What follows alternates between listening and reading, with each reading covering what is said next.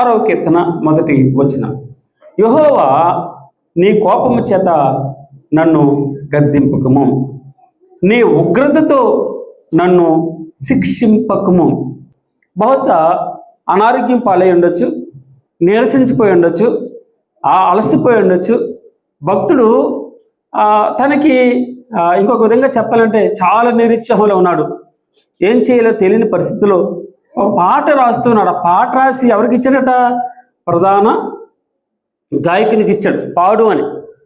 అనగా చాలామంది పాటలు రాస్తారు, కానీ వారు ఏం చేస్తారంటే పాటలు పాడేటటువంటి వారికి రాసేవాడు వేరే ఉంటారు, పాడేవారు వేరే ఉంటారు. ఇక్కడ దావీదు తన మనసులో ఉన్నదంతా కూడా పాటగా రాస్తూ ప్రధాన గాయకునికి ఇచ్చి పాడు అని చెప్తున్నాడు. ఏమని పాడాలి? యెహోవా నీ కోపం చేత నన్ను గద్దించొద్దు, నీ ఉగ్రతతో నన్ను శిక్షింపకము. యెహోవా నేను కృషించి ఉన్నాను. ఏమంటున్నారు తల్లి? నేను కృషించిపోయినాను. కృషించిపోవడం అంటే ఏంటి? నీరసించిపోయినాను. ఆలోచన చేసి ఏం చేయాలో తెలియని పరిస్థితులు దిక్కులు చూస్తున్నాను ప్రభు అంటున్నాడు. తర్వాత నన్ను కరుణించుము, యెహోవా నా ఎముకలు అదురుచున్నవి. అంటే నేను చాలా రోగిస్తున్నాను చెప్పాను. ఎముకలు అదురుతున్నాయి, షివరింగ్ అవుతున్నాయి, షివరింగ్ అయిపోతున్నాను, నా ఎముకలు అదురుతున్నాయి, భరించరాని నేను నొప్పితో బాధపడుతున్నాను. యెహోవా నా ఎముకలు అదురుచున్నవి, నన్ను బాగు చేయము. నేను అనారోగ్యం పాలైపోయాను, అలసిపోయాను, నన్ను నువ్వు బాగు చేయలేదు. 3వ వచనంలో నా ప్రాణము బహుగా అదురుచున్నది. నా ప్రాణం బహుగా అదురుతుంది. ఎప్పుడైనా చూడండి, గుండె స్పీడ్గా కొట్టుకుంటుంది. కొనుక్కొనిసారి స్పీడ్గా ఎందుకు కొట్టుకుంటూ ఉంటుంది? అలసిపోయినప్పుడు. జ్వరం వచ్చిన వ్యక్తి ఏం చేస్తూ ఉంటుంది? గుండె చాలా ఫాస్ట్గా కొట్టుకుంటూ ఉంటుంది. యెహోవా నా ఎముకలు అదురుచున్నవి, నన్ను బాగు చేయి అంటున్నాడు. నా ప్రాణము బహుగా అదురుచున్నది. యెహోవా నువ్వు ఎంతవరకు కరుణింపుగా ఎందుకు? నీ మాట నేను చూస్తే వెంటనే 104వ కీర్తనకి వెళ్తాను. ఈ మాట ఏమంటున్నాడు? నా ప్రాణం బహుగా అదురుచున్నది, యెహోవా నువ్వు ఎంతవరకు కరుణింపుగా ఎందుకు? ప్రభువా నువ్వు ముఖం మరుగు చేసుకుంటే 104వ కీర్తనలు చెప్తాడు భక్తులు, నువ్వు ముఖం మరుగు చేసుకుంటే అవి కలకి చెందుతాయి ప్రభువా. నువ్వు ముఖం తిప్పేసుకుంటే, నువ్వు మన బడాయి అంతా కూడా భగవంతుడు మన మీద ఆయన దృష్టి ఉన్నంత వరకే, ఆయన కాపుదల, ఆయన కరుణ ఉన్నంత వరకే మనం ఏమైనా లోకంలో చేయగలం. ఒక్కసారి ఆయన చేయి విడిచిపెట్టేస్తే, తండ్రి చేయి విడిచిపెడితే దైవ అధీనం అంటారు. డాక్టర్ చెప్తాడు, మా వల్ల కాదండి, దైవ అధీనం అంటారు. దైవ అధీనం అంటే ఏంటి తెలుసమ్మా? దేవుని చేతులు మనం ఉన్నామని దాని అర్థం. ఒకవేళ చెయ్యి ఆయన విడిచిపెడితే, ఆయన ముఖం మరుగు చేసుకుంటే, ఆయన కళ్ళు మూసుకుంటే, ఆయన ఇదిగో ఆయన అన్నాడు ఇశ్రాయేలును కాపాడువాడు కునుకోడు నిద్రపోడు. ఆయన ఒక్కసారి ఆదమరిస్తే భగవంతుడు ఏం చెప్తాడు తెలిసింది? చూడు మన అరచేతుల మీద నేను చెక్కినా, నీ ప్రాకారాలట ఆయన ఎదుట కదలాడుతున్నాడు. మన ప్రాకారాలు, మన కదలికలు, మన ఉనికి, మన ప్రాణం ఆయన చేతులు కదలాడుతున్నాయి. అందుకే భగవంతుడు కనుక ఆయన ఎంతవరకు నువ్వు నన్ను కరుణించకుండా ఉంటావు అంటున్నాడు. ఇక్కడ 5వ కీర్తనలో భక్తుడు పాట పాడుతూ ఏమన్నాడు? నా రాజా నా దేవ, 2వ వచనం, నా దేవ నా రాజా నా ఆర్తధ్వని ఆలకి. నా ఆర్తధ్వని అంటే అరుస్తున్నాను, కేకలు పెడుతున్నాను.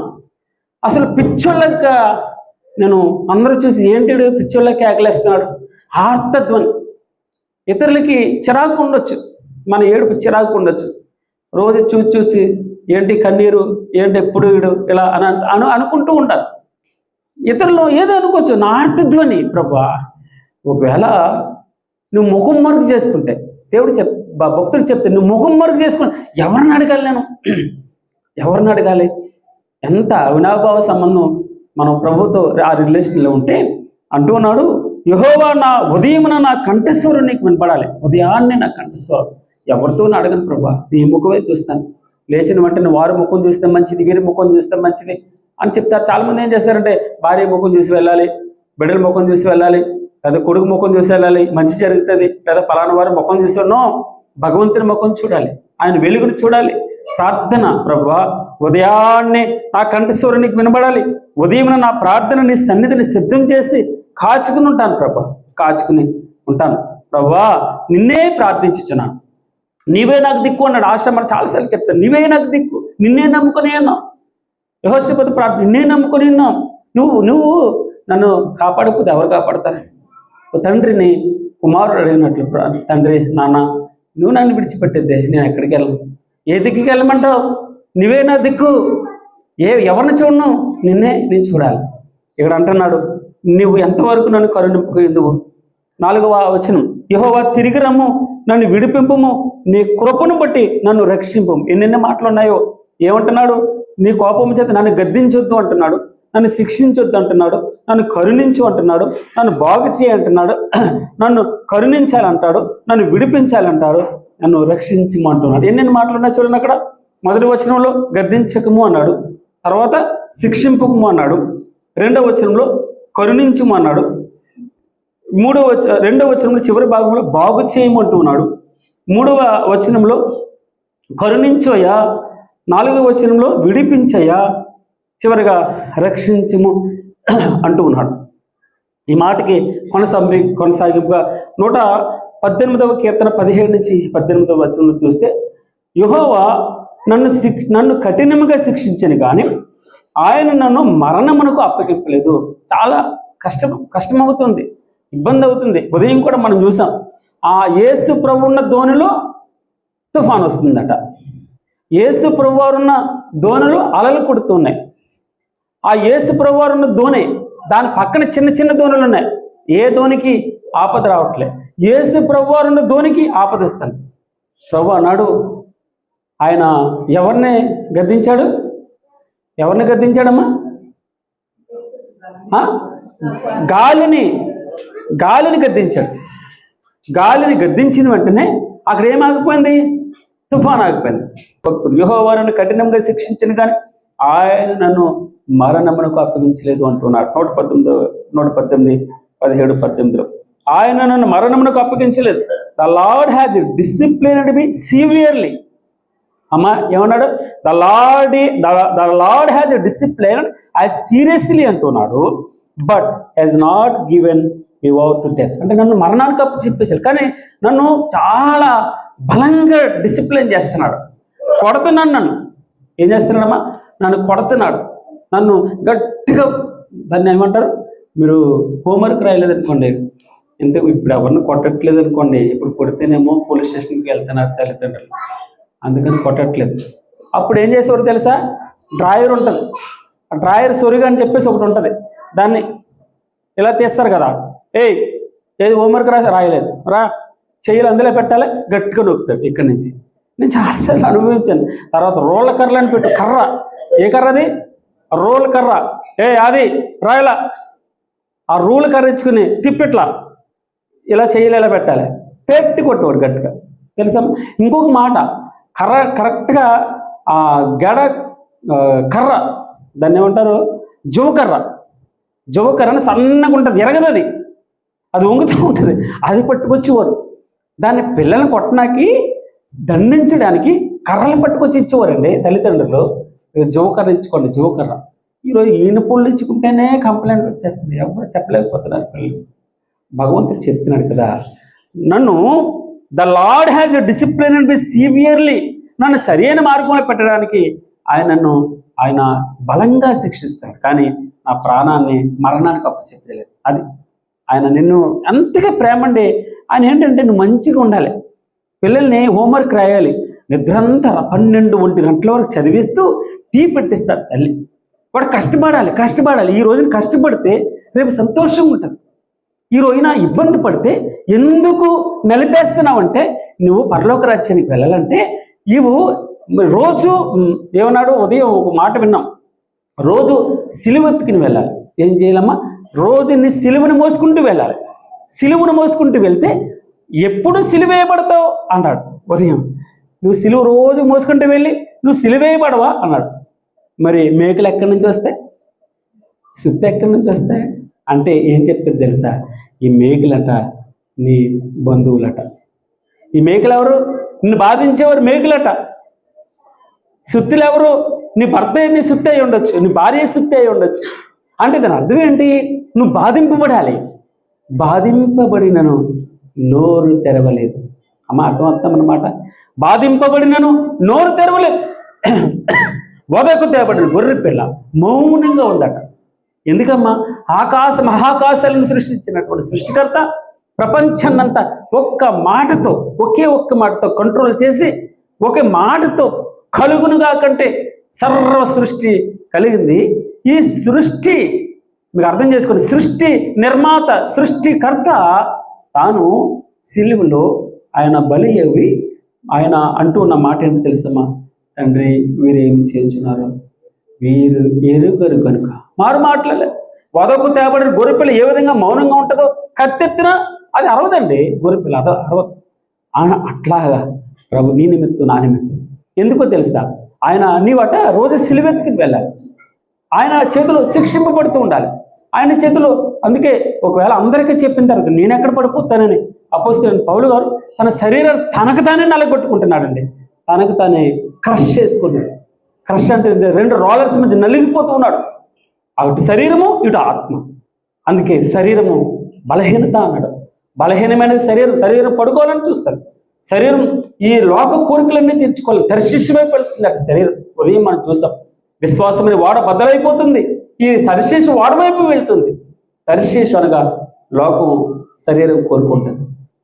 తర్వాత అన్నాడు 46:28 అన్నాడు, నా సేవకుడని యాకోబు, నేను నీకు తోడై ఉన్నాను, భయపడకము, నేనెక్కడికి నిన్ను చెదరగొట్టుతున్నావు, ఆ సమస్త దేశ ప్రజలను సమూల నాశనం చేసేది. అయితే నిన్ను సమూల నాశనం చేయను, నిన్ను శిక్షింపగా విడువను. ఏం చెప్తున్నాడమ్మా? నిన్ను శిక్షింపగా విడువను కానీ న్యాయమును బట్టి నిన్ను శిక్షించేదను, ఇదే యెహోవా. నిన్ను కొడతాను, నువ్వు సరిగా ఉండకపోతే నేను తిడతాను, నేను కరెక్ట్ చేస్తాను. అయితే నీ ప్రాణాన్ని మరణానికి అప్పచెప్పను, సమూల నాశనం చేయాలి, నిన్ను బాగు చేస్తాను. నీకోసం నా ప్రాణాన్ని ఇచ్చి నువ్వు, ఓ ఎఫ్రాయిము, నువ్వు మాట వినాలని. ఈ ఎఫ్రాయిము కోడిదూడ, ఇది లొంగట్లేదు, కాడి కిందకి రావట్లేదు. ఎన్నిసార్లు చెప్పినా విననల్లని ప్రజల వైపు ఆయన 2 చేతులు ఎత్తి, 2 చేతులు చాచి నీకోసం ఆయన వెల్కమ్ చెప్తున్నాడు. ఎప్పుడు వస్తాడా అని తలుపేద్ది నిలబడి తడుతూ ఉన్నాడు. తర్వాత ఇంకొక మాట మీకు చూపిస్తాను. 1 కొరింథీ 11:31 మనకు చెప్తాడు. 1 కొరింథీ 11:31 ఉంటాడు, మనలను మనమే విమర్శించుకునే ఎడల తీర్పు నందకపోదు. మనలను మనమే విమర్శించుకుంటే, మన పరిస్థితిని మనమే చేసుకుంటే, మన బలమేంటో, మన సామర్థ్యం ఉంటే మనమే, మన ప్యూరిటీ ఎంత ప్యూరిటీ. ఇంకొక మీద పాలల్లో వచ్చింది, దాన్ని ఏమంటారంటే బల్బులా ఉంటుంది. దాన్ని ఎంత చిక్కుకున్నాయో ఒక బల్బ్ వేస్తారు.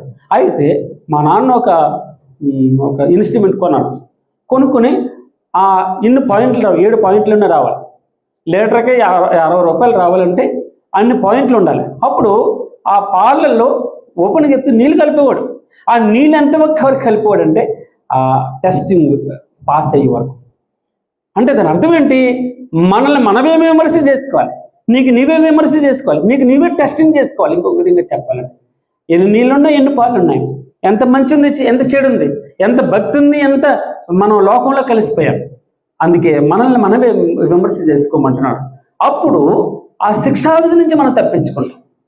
ఈరోజున భక్తుడు అదే చెప్తున్నాడు, 6వ కీర్తనలో అదే చెప్తున్నాడు. తర్వాత 5వ వచనం చూద్దాం. ఏమన్నాడు? మరణమైన వారికి నిన్ను గుర్చిన జ్ఞాపకం లేదు ప్రభువా. మరణమైన వారికి నిన్ను గురించిన జ్ఞాపకం లేదు. పాతాళంలో ఎవరు నీకు కృతజ్ఞతాస్తుతులు చెల్లిస్తారు? మరణకరమైన వారికి నిన్ను గురించిన జ్ఞాపకం లేదు. పాతాళంలో ఎవరు నీకు కృతజ్ఞతాస్తుతులు చెల్లిస్తారు? మనం ఉన్నప్పుడే. తర్వాత కింద అన్నాడు, యెషయా భక్తుడు 38:9 వచనంలో చెప్తాడు, అన్నాడు, యోధారాజుని హిజ్కియా రోగి అయి ఆరోగ్యం పొందిన తరువాత రచించినది. అమ్మా, యోధారాజైన హిజ్కియా ఒక పాట ఇది. అతను ఆ పాట పాడుతూ ఉన్నాడు. ఎవరైనా? హిజ్కియా పాట పాడుతున్నాడు. ఏమని పాడుతున్నాడు చూడండి. నా దినములు మధ్యాహ్న కాలమందు, 10వ వచనం, నా దినముల మధ్యాహ్న కాలమందు నేను పాతాళ ద్వారమున పోవలసి వచ్చెను. నా దినములు మధ్యాహ్న కాలమందు నేను పాతాళ ద్వారమున పోవలసి వచ్చి నా ఆయుష్యము పోగొట్టుకుని ఉన్నాను. యెహోవాను సజీవుల దేశమున యెహోవాను చూడకపోవదును, మృతుల లోకవాసినై ఇకను మనుషులను కానకపోదునని నేను అనుకుంటాను. 14వ వచనం చదువుతున్నాను. మంగళ కత్తి పెట్టవలను. ఎలాగమ్మా? మంగళ కత్తి పెట్టవలను, ఉదయ కోరిక వలను నేను కిచ్చకిచ్చలాడుతుని, గొవ్వ వలె మూలికి తిని నలిగిపోయినాను. భక్తుడు దావీదు చెప్తాడు, ఇంటి మీద ఒంటిగానున్న పిచ్చుకొని ప్రభా ఏమని ప్రార్థన చేస్తున్నాడమ్మా? ప్రభా ఇంటి మీద ఒంటిగా ఉన్నాను, పిచ్చుకొని అయిపోయాను, ఎవరు లేరు, ఒక్కడిగా మిగిలిపోయాను. ఒకవేళ నేను చేసిన తప్పు నా ఇంటి మీదకి శాపంగా వచ్చింది. 5వ అధ్యాయంలో అదే చెప్తున్నాడు. నేను దుష్టత్వం చేశాను, నేను మరణకరమైన పాపం, ఏదమ్మా మరణకరమైనది, నేను వ్యభిచరించాను, నేను అన్యాయంగా అన్యాయస్తుడు ఉరియాని చంపించేశాను, బలహీనుడైనటువంటి వాడిని. అది చెప్తున్నాడు. నాతాను వచ్చి ఏం చెప్తున్నాడు తెలుసా? చిన్ని ఆడు గొర్రెపిల్ల, ఆడు మేకపిల్లని పెంచుకుంటుంటే దాన్ని నీ ఇంటి నిండా నీకు ఇంకా కావలసి వచ్చి ఉంటే ఇంకా ఇచ్చేవాను కదా. అది ఎందుకు అంటే దాని అర్థం ఏంటంటే చాలా లోతైన మీనింగ్ ఉంటుంది అక్కడ. సరే మంచిది. ఏమంటున్నాడు తెలుసమ్మా? మంగళకెత్తి పెట్టవలే ఉన్నాను, ఉదయకోరుకు వలెను నేను కిచ్చకిచ్చలాడుతాను, గువ్వల వెళ్ళి మూలిగెత్తి ఉన్నత స్థలములతో చూచి నా కన్నులు క్షీణించాను. యెషయా గ్రంథం 38వ అధ్యాయం 14వ వచనంలో ఉన్నత స్థలముల చుట్టూ చూచి భగవంతుడా నీ వైపు చూచి నా కన్నులు క్షీణించిపోయాను. ఏమైపోయాను? అలసిపోయాను, కృషించిపోయాను అంటున్నాడు ఇందాక. ఈ భక్తుడు చెప్తున్నాడు, నేను కృషించిపోయాను, నా కన్నులు క్షీణించాను, నాకు శ్రమ కలిగను, యెహోవా నా కొరకు పోటబడి ఉండు. ఏమన్నాడు మా భక్తుడు? యెహోవా నాకు శ్రమ కలిగను, నా కొరకు నువ్వు పోటబడి ఉండాలి, నా పక్షమును నువ్వు వాదించాలి, నా పక్షమును నువ్వు ప్రార్థన చేయాలి. నేను ఉపవాసం ఉండలేను, నువ్వు నా బదులు నువ్వు ఉపవాసం ఉండాలి ప్రభువా. తర్వాత నాకు శ్రమ కలుగును, యెహోవా నాకు శ్రమ కలుగును, నా కొరకు పోటబడి ఉండము. నేనేమందును? ఆయన నాకు మాట ఇచ్చాను, ఆయనే నెరవేర్చను. నువ్వు నాకు మాట ఇచ్చావు ప్రభా, నువ్వు నాకు మాట ఇచ్చావు యెహోవా, నువ్వు నాకు మాట ఇచ్చావు ప్రభా. ఆయన నాకు మాట ఇచ్చాను, ఆయనే నెరవేర్చు. నాకు కలిగిన వ్యాకులమును బట్టి నా సంవత్సరంలో నేను మెల్లగా నడుచుకుని ప్రభువా, వీటి వలన మనుషులు జీవించదు, వీటి వలననే నా ఆత్మ జీవించదు. నీవు నన్ను బాగు చేయదు, నన్ను జీవింపచేయదు. మిక్కుటమైన ఆయాసం. ఏమమ్మా? మిక్కుటమైన ఆయాసం నాకు నెమ్మది కలుగుటకు కారణమైంది ప్రభు. మిక్కుటమైన ఆయాసం నాకు నెమ్మది కలుగుటకు కారణమే. నీ ప్రేమ చేత నా ప్రాణమును నాశనమైన గోతి నుండి విడిపించావు ప్రభా. నా వీపు వెనుక తట్టు, నీ వీపు వెనుక తట్టు నా పాపములన్నీ నువ్వు పారవేసేది ప్రభా. నా పాపములను బట్టే కదా ఇదంతా నాకు శ్రమ అంటూ ఉన్నాడు. అందుకే నా పాపములన్నీ నీ వీపు వెనుక తట్టు పడేస్తావు ప్రభా. మిక్కుటమైన ఆయాసం నాకు నెమ్మది కలుగుటకు కారణమే. నీ ప్రేమ చేత నా ప్రాణమును నాశనమైన గోతి నుండి విడిపించావు. నీ వీపు వెనుక తట్టు నా పాపములన్నీ నువ్వు పారవేస్తావు ప్రభా అంటూ ఈ మాట కోసం నేను చదివించాను ఇదంతా అంటూ భక్తుడు అంటున్నాడు కదా. 5వ వచనం, మరణమైన వారికి నిన్ను గురించిన జ్ఞాపకం లేదు ప్రభా. మరణమైన వారికి నిన్ను గురించిన జ్ఞాపకం లేదు. పాతాళంలో ఎవరు నీకు కృతజ్ఞతాస్తుతులు చెల్లిస్తారంటున్నాడు. ఇక్కడేమంటున్నాడు? పాతాళంలో నీకు స్తుతి కలగదు. యెషయా గ్రంథం 38వ అధ్యాయం 18వ వచనంలో పాతాళంలో నీకు స్తుతి కలగదు, మృతి నీకు కృతజ్ఞతాస్తుతులు చెల్లించదు, సమాధిలోనికి దిగువారు నీ సత్యమును ఆశ్రయించరు. పాతాళంలో నీకు స్తుతి కలగదు, మృతి నీకు కృతజ్ఞతాస్తుతులు చెల్లించరు ప్రభువా. సమాధిలోనికి దిగువారు నీ సత్యమును ఆశ్రయించరు. సజీవులే కదా. స్తోత్రం, హల్లెలూయా హల్లెలూయా. ఏమన్నాడమ్మా? సజీవులే కదా. మనం బ్రతుకుంటే భగవంతుని స్తుతించాలి. సజీవులే కదా నన్ను స్తుతించదు. ఈ దినమున నేను సజీవుడినే నిన్ను స్తుతించుచున్నాను. హల్లెలూయా. ఏమన్నాడమ్మా? ఈ దినమున నేను సజీవుడినే నిన్ను స్తుతించుచున్నాను. అందుకే 5వ వచనంలో ఏమన్నాడు? మరణకరమైన వారికి నిన్ను గురించి జ్ఞాపకం లేదు, పాతాళంలో ఎవరు నీకు కృతజ్ఞతాస్తుతులు చెల్లిస్తారు. నేను మూలుగుచు అలసినాను,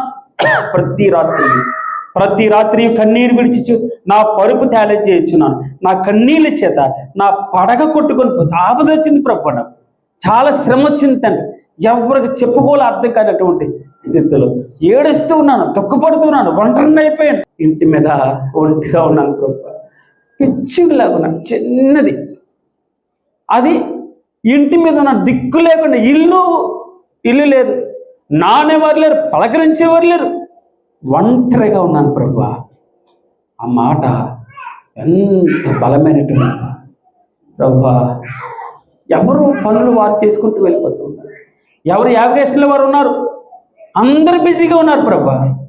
ఒక్కడినే ఉన్నాను నేను, అది ఇంటి మీద ఉన్నాను, ఒంటిగా ఉన్నాను, అడవిలో పాడైపోయిన పగడి కంటి వల్ల ఉన్నాను, పగడి కంటిలా ఉన్నాను ప్రభు. గూడబాతు అడవిలో ఒంటిగా తిరిగిలాడుతున్న గూడబాతుని అయిపోయాను ప్రభు అంటున్నాడు భక్తుడు. ఇందాక మంగళ కత్తి వలె ఉన్నాను, ఏమన్నా మంగళ కత్తి పెట్టవలే ఉన్నాను. ఏమన్నాడు అక్కడ చూడండమ్మా, నేను మంగళ కత్తి పెట్టవలే, ఉదయ కోరిక వలెను కిచ్చకిచ్చలాడు గువ్వ వలె ఉన్నాను ప్రభా, గువ్వ వలె ఉన్నాను. తర్వాత భక్తుడు అంటాడు, నేను మూలుగు చాలిసి ఉన్నాను, ప్రతి రాత్రి కన్నీరు విడిచిచ్చు నా పరుపు తేలి చేర్చున్నాను ప్రభా. నా కన్నీళ్ళ చేత నా పడగ కొట్టుకొని పోవచ్చున్నది, విచారమ చేత నా కన్నులు గుంటలు పడుచున్నవి, నాకు బాధ కలిగించు వారి చేత అవి చివికిపోయాయి ప్రభా. చివికిపోయింది ఇలాగంటే విడిపోతుంది ప్రభా. చిరిగిపోయినటువంటి బట్ట అంటే బాగా నానిపోయిన బట్ట ఏ విధంగా చివికిపోతుందో అలాగనే చివికిపోయింది ప్రభా. బాగా బలహీనమైపోయి ఏం చేయాలో తెలియనటువంటి పరిస్థితి ప్రభా. నాకు బాధ కలిగించే వారి చేత అవి చివికినవి, యెహోవా నా రోదన ధ్వని విని ఉన్నాడు. స్తోత్రం, హల్లెలూయా హల్లెలూయా హల్లెలూయా. యెహోవా నా రోదన ధ్వని విని ఉన్నాడు. ఏ ధ్వని విన్నాడు? మా రోదన ధ్వని, ఏడుపు విన్నాడు, నా ఏడుపు విన్నాడు. తర్వాత పాపము చేయవారులారా మీరందరూ నా యుద్ధ నుండి తొలగిపోడు, యెహోవా నా విన్నపము ఆలకించి ఉన్నాడు. స్తోత్రం. యెహోవా నా విన్నపాలంటే తెలుసమ్మా, ఒక రిక్వెస్ట్ లెటర్. ఆ రిక్వెస్ట్, నాకు లీవ్ కావాలయ్యా, నాకు డబ్బులు కావాలయ్యా, నాకు ప్రమోషన్ కావాలయ్యా, నాకు ఆరోగ్యమే అయ్యా, నాకు ఇల్లు అయ్యా, ఎన్నెన్నో విన్నపాలు, ఎన్నెన్నో రిక్వెస్ట్ లెటర్స్. అన్ని విన్నపాలని ఆయన ఆలకించాడు. అందుకు పాట పడతాడు, నా విన్నపము విను దేవా, నా కన్నీరు తుడచు దేవా. పాట వచ్చిన వాడు, నా విన్నపము విను దేవా, నా కన్నీరు తుడచు దేవా, మేచు దేవా, సమాధాన మేచు దేవా. ఆ రిలేషన్లో నేను ప్రార్థన చేస్తున్నాను, నా ప్రార్థనకి నువ్వు ఆన్సర్ చేస్తావు ప్రభు. నేను విన్నపం చెప్తూ ఉన్నాను, నా విన్నపాలన్నీ నువ్వు ఆలకిస్తావు. తర్వాత ఇంకేమన్నాడమ్మా, యెహోవా నా విన్నపం ఆలకించినాడు, యెహోవా నా ప్రార్థనను అంగీకరించిన. స్తోత్రం ప్రభు. ఇందాక అక్కడ మనం చూస్తాం, ఏమనుంది, నీవు నన్ను బాగు చేయదువు. యెషయా గ్రంథం 38:16 నీవు నన్ను బాగు చేయదువు, నన్ను జీవింప చేయదు. ఇక్కడేమంటున్నాడు చివరి మాట, యెహోవా నా విన్నపం ఆలకించినాడు, యెహోవా నా ప్రార్థన అంగీకరించింది. నా శత్రువులందరూ సిగ్గుపడి బహుగా అదురుచున్నారు, వారు ఆకస్మికముగా సిగ్గుపడి మళ్ళుదురు. స్తోత్రం.